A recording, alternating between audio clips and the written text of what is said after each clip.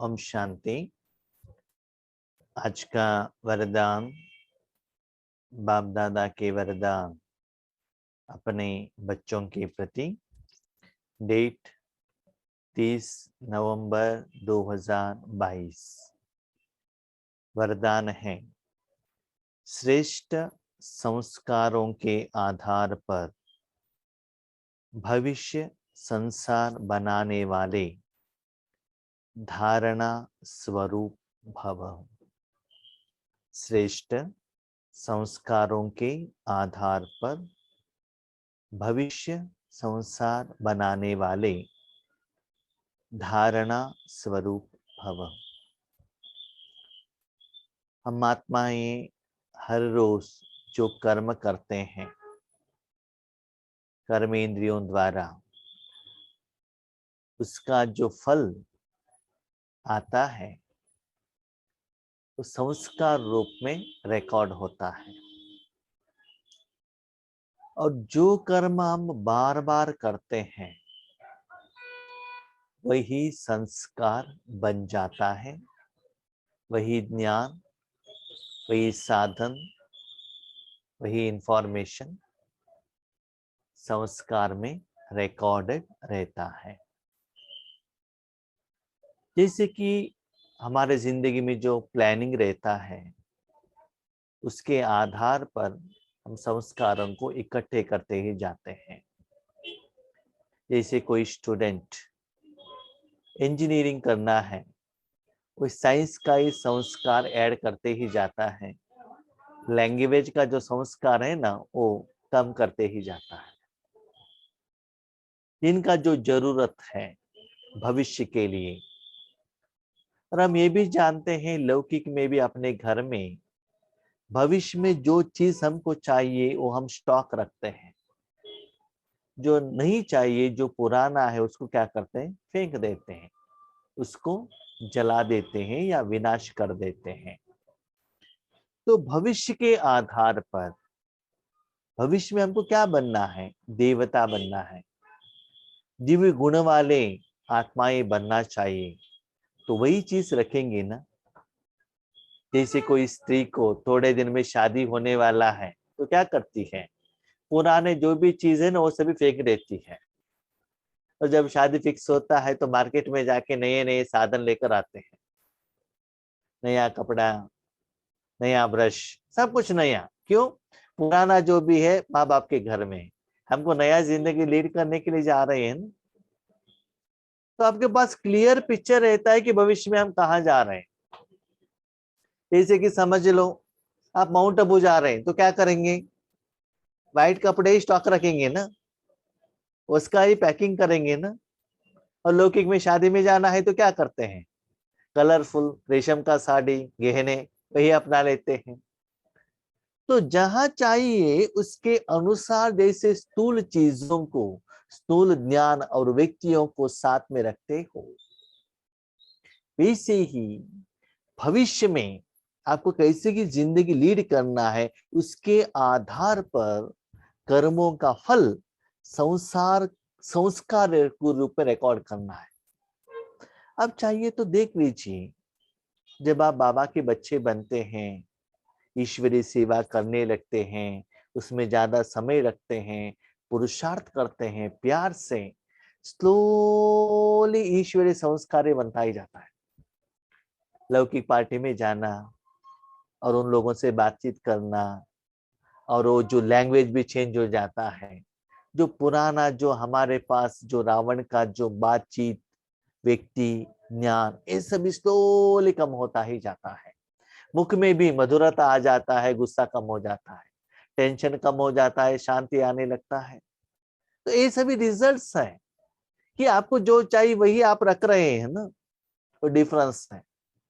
जैसे आप अभी शादी होकर पति के घर में आ गए, फ्रेंड्स कम हो जाएंगे, माँ बाप का संबंध कम हो जाएगा, उनकी तरफ से रिलेटिव्स कम हो जाएंगे। जैसे और कोई गांव में जाएंगे, पुराने घर वाले कम हो जाएंगे, गांव वाले कम हो जाएंगे।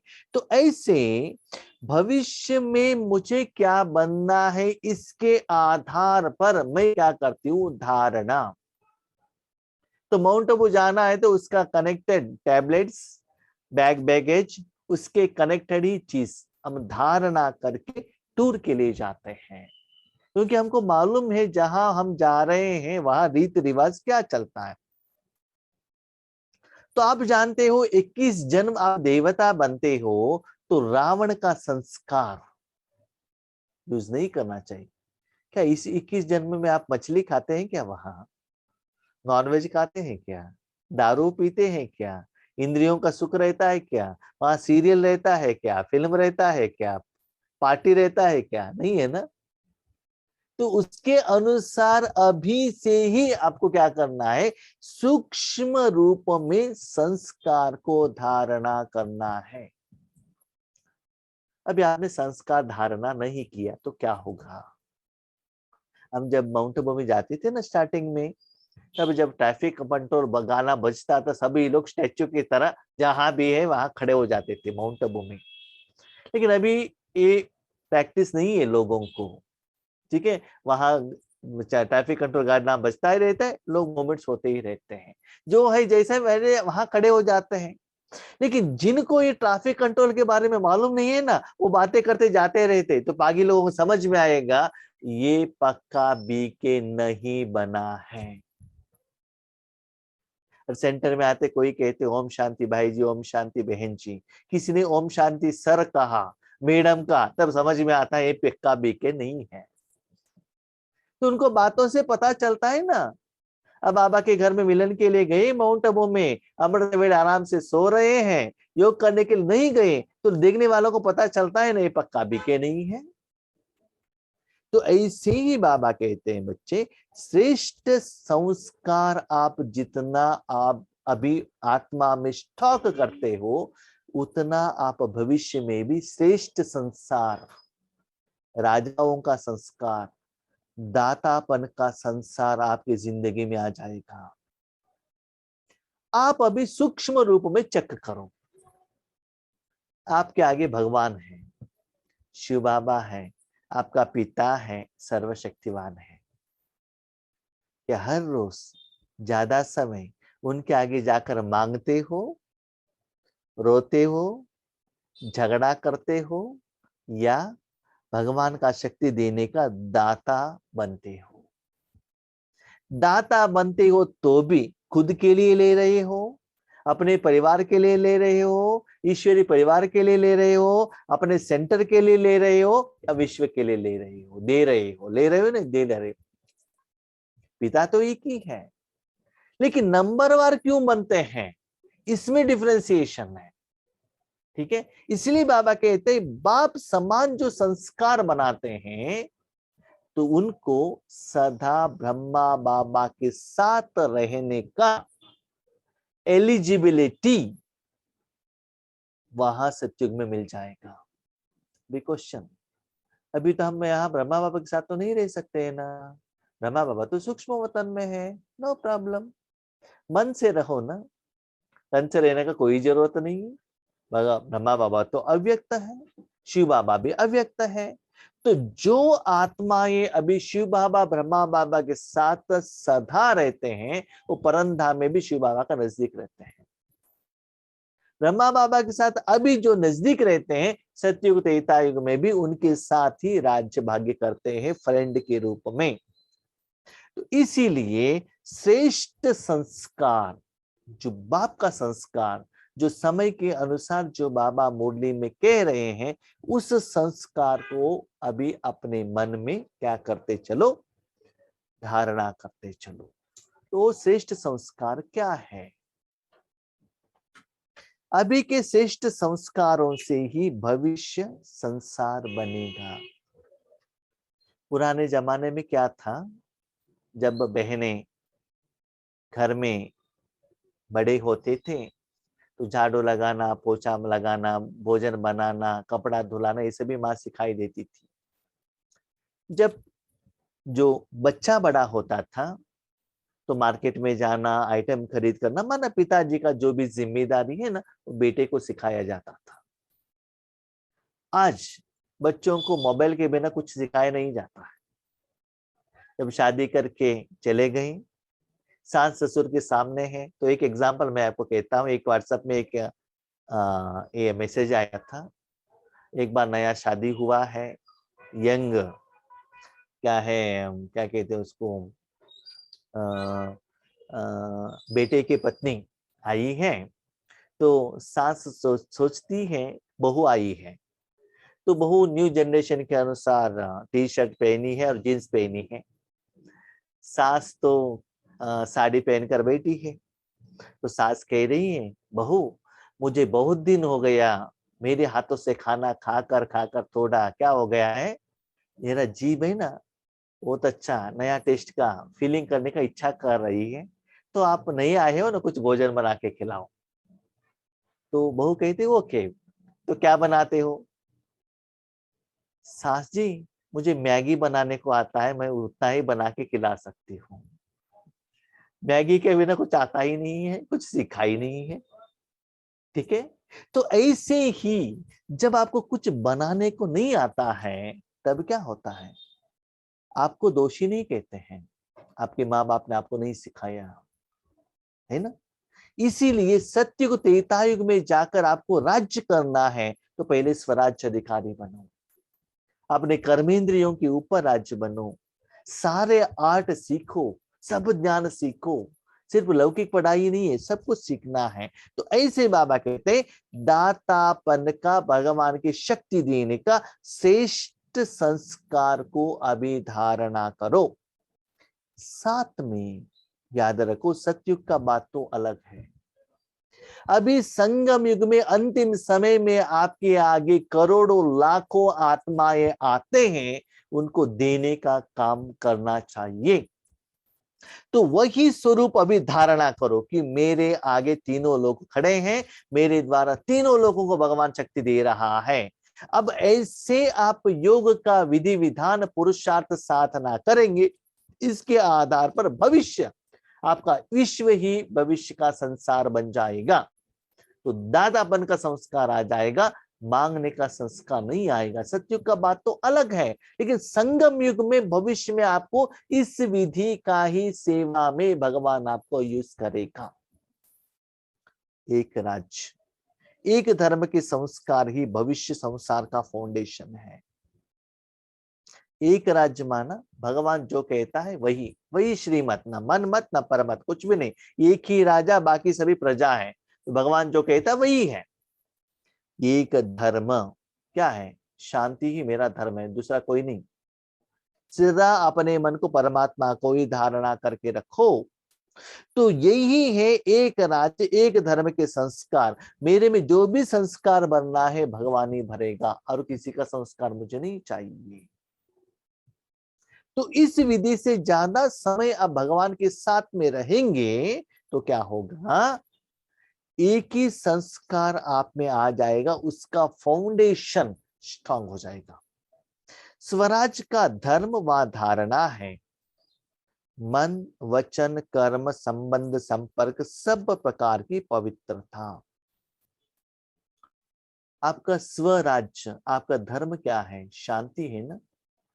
तो शांति वहां रहना चाहिए, तो अशांति चला जाना चाहिए ना।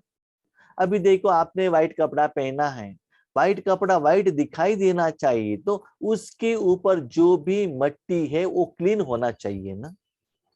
तभी तो उनका उस कपड़े का जो कॉटन है उसका ओरिजिनल जो कलर है वो दिखाई देता है। ऐसे ही भगवान की शक्ति आपके सारे कर्मेंद्रियों के ऊपर उसका प्रभाव आकर जब वो क्लीन हो जाएगा, तब आपका मन वचन कर्म संबंध संपर्क सब में प्यूरिटी आ जाएगा। What is purity? जितना भगवान की शक्ति आपके साथ में आएगा, आपके साथ में रहने वाले जो भी आत्माएं लौकिक अलौकिक वाले शरीर के संबंधी वाले आपको शांति ही देंगे। जितना आप व्हाइट कपड़ा पहनते हो ना, उन लोगों के साथ ही आपका क्या होता है ना, व्यवहार चलता है, वही प्रोग्राम करना, वही सेवा करना, सेंटर में रहना, वही बैड्ज पहनना, वही ज्ञान सुनना, वही ज्ञान सुनाना।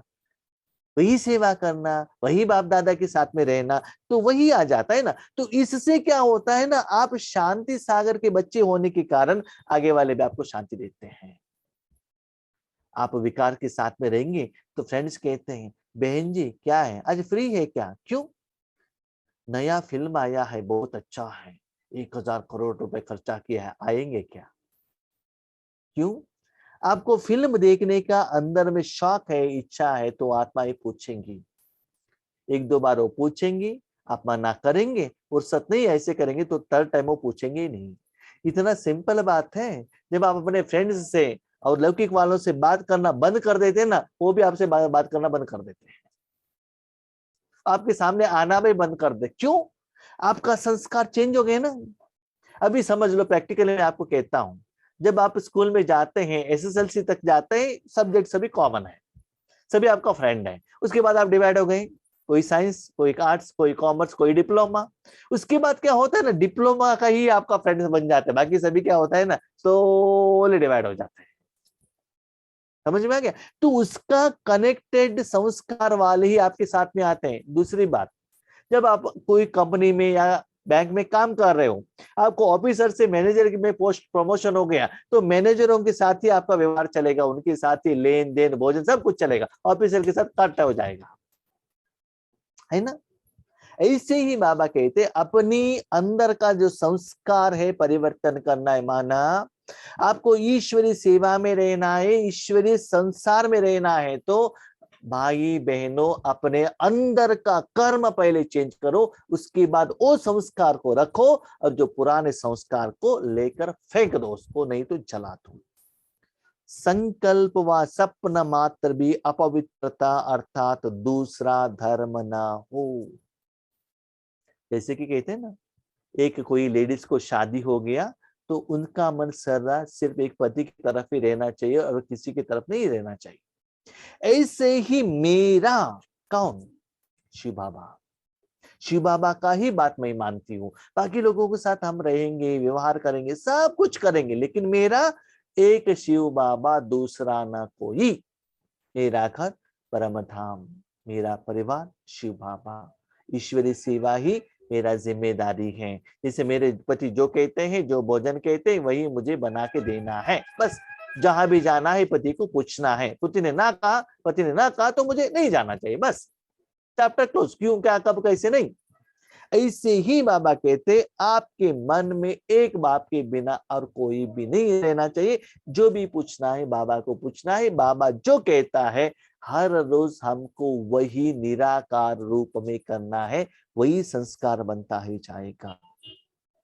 जहां पवित्रता है वहां अपवित्रता अर्थात व्यर्थ व विकल्प का नाम निशान नहीं रहता।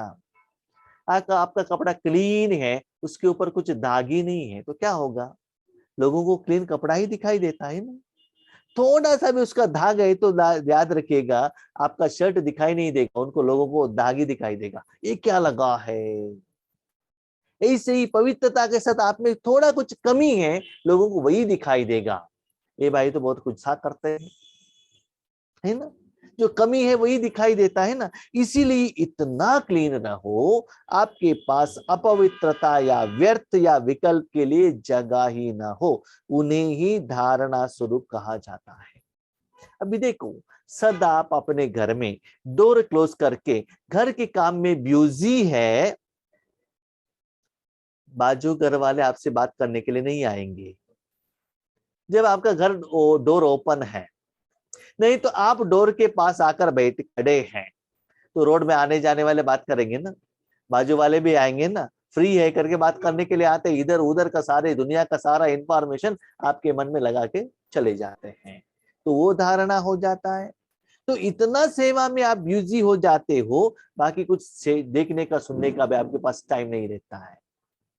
जब हम बाबा हमको सेवा में भेजते थे अलग अलग जगह पर, स्पेशली इंटरस्टेट हम जाते थे, आंध्रा, तेलंगाना और कहा भी, 15 दिन सेवा ऐसे चलता था, सुबह अमृत वेले के बाद रात 10-11 बजे तक, बीच में नींद करने का भी टाइम नहीं मिलता था। तो 15 दिन में दुनिया में क्या हुआ है न्यूज भी समझ में नहीं आता था, उसके साथ हम कनेक्ट ही नहीं होते थे। कब कनेक्ट होता था? जब हम ट्रेन द्वारा हम अपना कर्नाटका में एंटर होते थे ना, तब पता चलता था क्या क्या कहाँ कहाँ क्या क्या हुआ है। लेकिन आज की दुनिया में क्या हो गया, एक कोरोना आने के बाद थोड़ा इंफॉर्मेशन जानकारी रहना चाहिए, वो नहीं रहेगा तो कहाँ क्या होता है पता नहीं चलता है ना, तो थोड़ा इंफॉर्मेशन रखना पड़ता है। तो इतना ईश्वरीय सेवा में बिजी रहते हैं, बाकी इस दुनिया में क्या क्या हो रहा है वो पता ही नहीं चलता है। और बहुत सारे भाई बहनों का ये भी अनुभव है, जब वो लोग माउंट आबू जाते हैं, अंदर जाते हैं, 8 दिन के बाद बाहर आते हैं, उनको लगता है हम सेपरेट वर्ल्ड में अंदर जाकर बाहर आए हैं। वहां का जो वाइब्रेशन, वहां का जो पुरुषार्थ, ज्ञान, योग, ईश्वरीय परिवार, उसमें ही कनेक्टेड रहते हैं। लेकिन वहां रहने के बावजूद भी शॉपिंग किया, उदयपुर देखने के लिए गए, कपड़े खरीदने के लिए गए, इधर उधर का बातें की, सेंटर का बातचीत एक्सचेंज किया, तो इससे आपका स्थिति नहीं बनेगा। जहां हम गए हैं, जिस काम के लिए हमको बाबा ने भेजा है, उसके साथ ही हम कनेक्ट रहना चाहिए। तो बाबा कहते हैं उन्हें ही धारणा स्वरूप माना, सदा भगवान को धारणा करके रखो, क्योंकि आपने अभी भगवान के साथ शादी किया है, तो आपने भगवान के साथ वायदा किया है, तन मन धन जीवन आपका है। तो वायदा करने के बाद वायदा तो निभाना पड़ेगा ना। इसीलिए बाबा इतना अपना सारा संस्कार आप में क्या करता है, भर देता है, जब आपको पता चलता है ये दुनिया ही मेरा संसार है। क्यों? इस सारे विश्व का जो पिता है उसको आपने शादी किया है ना, तो उनका जो सारा परिवार है वो आपका है। अभी क्वेश्चन, नया संस्कार तो बनाएंगे, एग्रीड, पुराना संस्कार कैसे चलाएंगे? कलयुग का संस्कार तो है ना, 63 जन्मों का संस्कार है ना, उसको जलाएंगे कैसे, उसको फेंकेंगे कैसे? ठीक है, ईश्वरी सेवा में लग गए, बाबा का बात सुनने लगे, योग करने लगे, नया संस्कार आ जाएगा, एग्रीड। पुराना संस्कार क्लीन करने का प्रोसेस क्या है, ये बच्चों का क्वेश्चन है। उसका बाबा का आंसर, स्लोगन, दृढ़ता की शक्ति कड़े संस्कारों को भी मोम की तरह पिघला देती है। एक मोमबत्ती है, उसको आपने ऑन किया, आग है ऊपर, स्लोली क्या होता है, नीचे जो मोम है जलता ही जलता ही जलता ही जलता ही जाता है। जितना शरीर के ऊपर गर्म पानी लगाते हो, शरीर के ऊपर जो मट्टी है क्लीन होता है ना। कितना कपड़े को पानी में भिगोते हो या ब्रश करते हो, उसके ऊपर जो भी गंदगी है क्लीन होता है ना। ठंडी के मौसम में जब सूर्य का उदय होता है, धूप में खड़े होते हो, धूप आकर चमड़ी के ऊपर लग जाता है, तो ठंडीपन चला जाता है ना। ऐसे ही जितना आप भगवान के साथ पावरफुल स्टेज में रहेंगे, पुराने संस्कार अपने आप वो जल जाते हैं, कुछ करने का जरूरत नहीं है। अभी एक लोहा है, उसको जंग लगा है, उसको आग में रखने से जंग जाएगा कि नहीं जाएगा? क्या ब्रश द्वारा उसको क्या घिसना पड़ता है क्या? हथौड़े से उसको मारना पड़ता है क्या? हैमर लगाना पड़ता है क्या? नहीं है ना। वो जो आग का गुण से उसके ऊपर जो अनवांटेड थिंग्स है वो अपनी आप चला जाएगा। आप चाहिए तो देख लो, आपके पाँव में कितना भी मट्टी लगा है, नो प्रॉब्लम, जो बहता हुआ पानी में आप खड़े हो जाओ, जो नैया में जहां भी खड़े हो जाओ 10-15 मिनट, उसके बाद बाहर आ जाओ, आपके पाँव देखो कितना क्लीन हुआ है। नहीं तो आप अपना बर्तन साफ करो, नहीं तो पोछा लगाओ पानी से, नहीं तो कपड़े साफ करो, तब देखो आपका हाथ कितना क्लीन रहता है। क्यों? पानी जहां भी टच होता है उसका काम क्या है, जो याद रखो, पानी द्वारा जो ओरिजिनल चमड़ी का शाइनिंग नहीं जाता है, ओरिजिनलिटी रह जाता है, लेकिन वो चमड़ी के ऊपर जो लगा हुआ इस दुनिया का अनवांटेड वेस्ट है वो क्लीन होता है। ऐसे ही बाबा कहते हैं बच्चे, विकार जलाने का या विकर्म जलाने का, विकार से दूर होने का आप चिंता ही मत करो, ईश्वरी सेवा में लग जाओ, वो अपने आप चला जाएगा, आपको पता ही नहीं चलेगा वो कैसे चला गया। उसके लिए एक्स्ट्रा पुरुषार्थ, एक्स्ट्रा साधना, एक्स्ट्रा समय, संकल्प देने का कोई जरूरत नहीं रहता है। बहुत समय के बाद ऐसे पावरफुल आप योग करेंगे, उसको कहते योग बट्टी। निरंतर अपने मन को परमात्मा में रखेंगे, उससे कड़े से कड़े संस्कार भी पिघला जाएगा। लेकिन दृढ़ता, क्या दृढ़ता? निरंतर अपने मन परमात्मा के अंदर रहना चाहिए। डिस्टेंस में रहेंगे नहीं होगा, ऑर्डिनरी सेवा करेंगे नहीं होगा, कभी कभी अपने मन को परमात्मा में रखेंगे तो नहीं होगा। जितना निरंतर रखते हैं उतना नया संस्कार भी बनता जाएगा। आपको बाबा ने बहुत अच्छा एग्जाम्पल दिया। एक जो जंग लगा हुआ आयरन आग में रखो, क्या होता है? उसका जो उसके ऊपर जो है ना, क्या है, क्या है, जंग चला जाएगा। साथ में आग में जो गुण है ना, क्या गुण है? अग्नि में गर्मीपन है, जो कलर है ऑटोमेटिकली उसमें आ जाएगा, इसमें आयरन में आ जाएगा। ठीक है, बहुत समय के बाद आग में लगा हुआ उस लोहे को बाहर रखो, क्या होता है? आग में रखने के पहले वो लोहा ब्लैक, बाहर आते ही रेड, येलो, जो आग का जो कलर है ना उसमें ट्रांसफर हो जाता है। जब उस चीज को देखेंगे जो आग का प्रभाव उस लोहे में है, आपको पता नहीं चलता है कि वो लोहा डायमंड है, गोल्ड है, सिल्वर है, कॉपर है या आयरन है, ये आपको पता नहीं चलेगा। सिर्फ जो अग्नि का गुण, गर्मीपन, वही कलर उसमें ट्रांसफर हो जाएगा। लेकिन जब बाहर बहुत समय पर वो चीज वहां रहेगा, दोबारा उस चीज को अग्नि में नहीं रखेंगे, तो उसका जो ओरिजिनल गुण है ना, क्या गुण है? ब्लैक कलर आ जाएगा।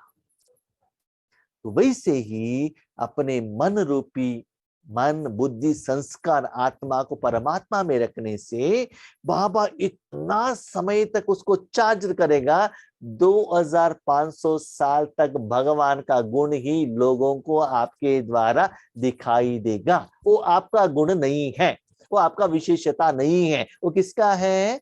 बाबा का है। लोहे के ऊपर जो कलर दिखाई दे रहा है वो गर्मीपन है, वो जो है ना, जो दिखाई दे रहे हैं ना, वो आयरन का ओरिजिनल गुण नहीं है।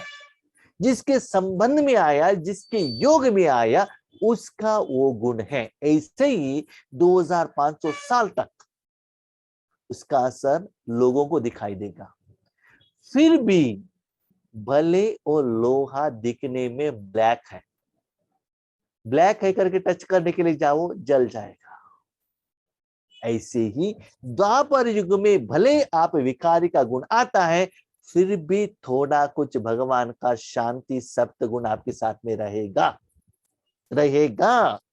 गर्मीपन रहेगा। पहले कलर नहीं है लेकिन गर्मीपन रहेगा।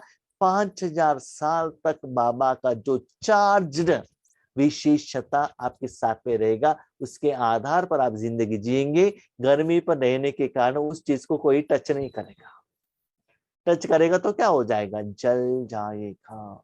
इसीलिए उतना पावरफुल संस्कार को अभी आपको धारणा करना है।